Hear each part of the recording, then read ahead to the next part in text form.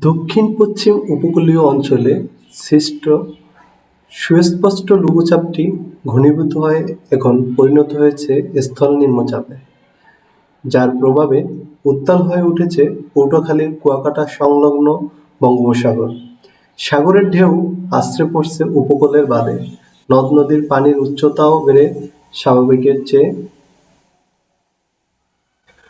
পটুয়াখালীসহ বিভিন্ন স্থানে থেমে থেমে গুঁড়ি গুঁড়ি মাঝারি মাত্রার বৃষ্টিপাত অব্যাহত রয়েছে। দুর্যোগপূর্ণ আবহাওয়ার কারণে ব্যাহত হচ্ছে স্বাভাবিক জীবনযাত্রা। আবহাওয়া অফিস জানায়, পটুয়াখালী সহ দেশের ১৩টি জেলায় দক্ষিণ-পূর্ব দিক থেকে ঘন্টায় ৬০ কিলোমিটার বেগে ঝড়ো হাওয়া বয়ে যেতে পারে যেকোনো সময়। এই পরিস্থিতিতে দেশের সকল সমুদ্রবন্দরকে ৩ নম্বর স্থানীয় সতর্ক সংকেত দেখাতে বলা হয়েছে। নদীবন্দরগুলোকে দেখাতে বলা হয়েছে ১ নম্বর সতর্ক সংকেত। পায়রাসহ উপকূলীয় এলাকায় মাছ ধরার সব ট্রলার ও নৌযানকে নিরাপদ আশ্রয়ে থাকতে নির্দেশ দেওয়া হয়েছে।